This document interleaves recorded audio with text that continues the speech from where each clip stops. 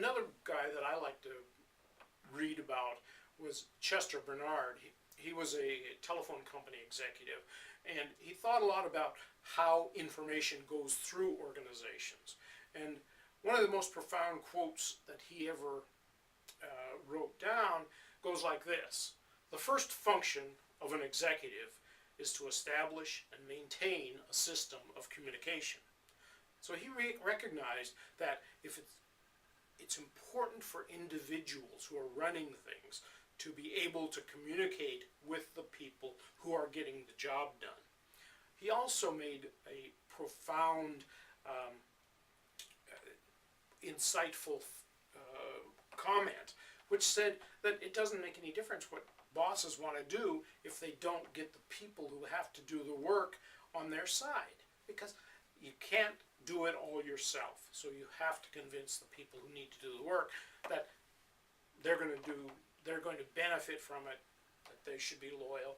So you need to talk to them. And I thought that was always been profound. A guy named Rensis Likert talked about management systems, and he said that organizations develop over a period of time through his system. He called it, and if you look at it against that chart we talked about earlier on, you see how organizations can generally be thought of as making progress through his levels. He called system one exploitative and authoritative. That would be the hardcore, really back-breaking kinds of work that are run by people who are the biggest and the strongest. We don't see that very much anymore in this country or in most Western developed countries, but it does occur in less developed countries who are doing basic extractive work. System two, more communication from employees. This is kind of where the behavioral school comes in, where people are valued for their thoughts, their ideas, their knowledge of the work they're performing, with the understanding that they know best how to get it done most effectively. They learn over time. System three is kind of where we might be today, consultative. In other words, we have expert people. The days are long gone when a boss knows everything about everything that goes on under his or her authority. You hire experts, you hire specialists, they get to be better and better at their job, so you need to worry about the bigger picture, about getting people involved, getting them to know that they are expected to do the best in their own areas of expertise based on their own standards. Getting people involved, asking for their help, their knowledge, and how to do things better. Participative management sometimes works, but rarely. People still like to know that they've got a boss, somebody who they can appeal to, somebody who can give them pats on the back. Participative management is highly democratic. Virtually everybody is equal, and it's been tried a few times in American business. Rarely has it worked very well. So it's kind of an idealistic approach. To summarize, communications and the human behaviorist school of organizational communications, upward and downward communication. If you remember the earlier classical school, it was all downward. The human behavior school says people have value, their ideas can make things better if you learn to listen to them and to take what they say. Interaction on all levels, especially in the modern era. We see that hierarchies have been flattened. The chairman of Xerox, the chairman of IBM, the president of Iona College get emails from everybody up and down the organization. It's no more, very little regard for the organization communications through management. You can argue whether that is a good thing or a bad thing, and we'll talk about that later in the course, but hierarchies have been flattened. So there's interaction at all levels. More complicated communications. We're living in a complicated world. We have communications from all over at all times. So the communications strategies that we have to employ have to become more nuanced and more subtle, but they also have to become prolific, duplicative. And the final item is decisions are getting driven down to lower levels. For example, Nordstrom, employees on the floor, salespeople, cashiers are told, do what you need to do to keep the customer happy. They can make a decision. You're seeing this in car companies now.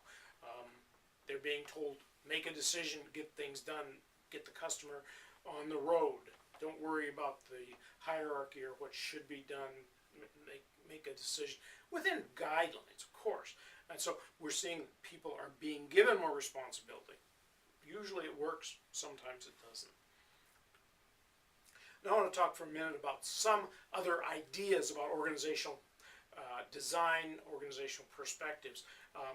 And these have come to the fore because the world is a complicated place. There are many different kinds of organizations, many different approaches that work for different kinds of organizations, and the communications needs to adapt to the type of organization. So it's important, one of the things we'll talk about in this course is how to identify what kind of an organization you're working for, you're joining, or you are being asked to consult for, so that you understand that not every communications activity is going to work for every organization. You have to be nuanced in your thinking. Now, the Integrated Perspective School might be defined as a group of theories that try to explain how people, technology, and environments integrate, come together to influence goal-directed behavior. Now, goal-directed behavior obviously is what is the outcome, what's the result of an organization's activity. And what the integrated perspectives try to do is to take the people who are the fundamental building blocks, the focus of communication, and mix that with the technologies they use, whether it's for example, in a manufacturing environment, or if it's in an office environment, whatever the technology is, it has an effect of changing some of the way that we communicate. And finally, the environment. Earlier theories did not take into account the environment where organizations operate, and we have to take that into account today. We are increasingly multinational, international in everything that we do. There's much competition, there's change that goes on all the time, so the environment where we operate is an important thing.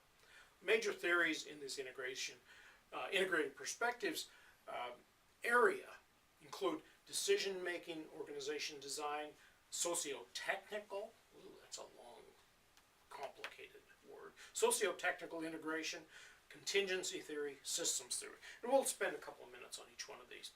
I think it's fair to say that this new approach has developed with a greater realization of how organizations need to operate in the late 20th and 21st and the early 21st century, because the world has changed enormously, and it's speeded up. It's become faster to do things.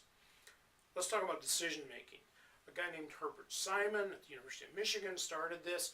He defined it as organizational behavior is a complex network of decisions, with decision-making processes influencing the behavior of the entire organization. In other words, how decisions are made, what those decisions are, change an organization. They might make it operate in different ways. He developed an idea called bounded rationality. Again, another high-sounding concept. It simply means that we can make rational decisions, rational being what's good for the organization and good for the individuals, but we are limited by the amount of information we have. And so decision-making theory says sometimes you have to make a decision, and that decision may not be the optimal, the best possible, but it is predicated on the fact that you have to make a decision, and you can only operate on the information that you have at a given time. So decision-making can be a way to look at organizational design. If an organization is driven primarily by the decisions it makes.